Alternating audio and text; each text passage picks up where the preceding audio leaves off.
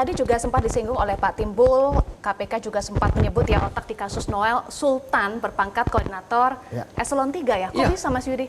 Ya, tadi saya katakan bahwa yang paham tentang sistem, yang paham tentang alur proses kan memang pejabat-pejabat teknis. Ya.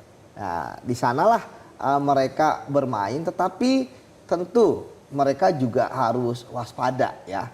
Apakah atasan mereka merestui atau tidak? Karena Inspektorat Jenderal itu biasanya akan kejam sama pegawai yang bawah. Tetapi kalau pegawai atas, direktur, dirjen, apalagi setingkat menteri wamen, nggak berdaya mereka, gitu ya.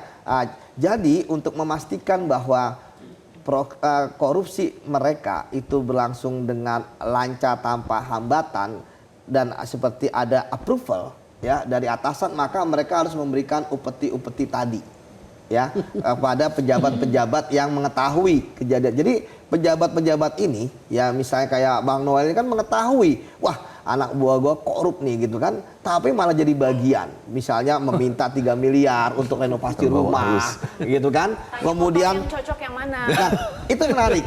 Saya agak kecewa dengan Bang Noel ketika salah satu yang disampaikan oleh KPK adalah seperti itu. Itu kan seperti orang korupsi yang udah pro, yang udah profesional. Mengapa, Mbak?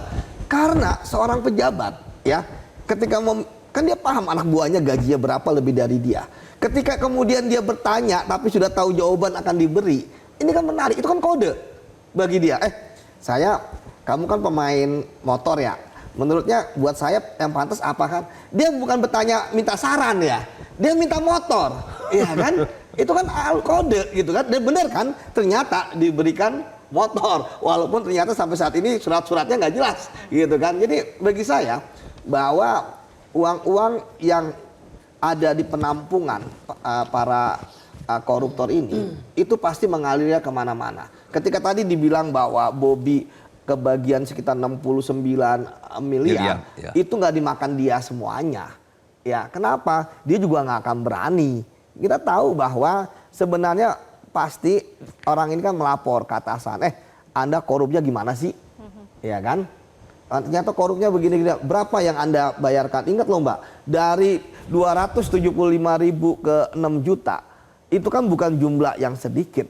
Ini kan bukan korupsi yang kemudian PT corruption ya namanya ya. Artinya kalau 275.000 paling mantok sejuta aja udah bagus gitu ya. Bukan mentolak, tapi istilahnya ini sampai 6 juta. Ini kan berarti ada sesuatu yang aneh gitu ya. Dan ini menurut saya ya cara memutusnya yaitu tadi dengan ditangkap. Kalau nggak ditangkap, ini pasti akan berlanjut sampai periode berikutnya. Jadi bagi saya ketika mereka memberikan upeti, mereka untuk ngetes, ya kan? Ini saya masih bisa bertahan hidup untuk korupsi di masa ini nggak? Ternyata masih. Dan kemudian akhirnya mereka merasa, wah berarti bos saya terlindungi. Ingat loh, dari Desember, andai kan waktu itu Bang Noel mau membongkar, tidak akan terjadi OTT saat ini. Gitu kan. Dan kemudian yang menarik adalah bahwa cara modusnya itu adalah diminta dulu oleh Bang Noel.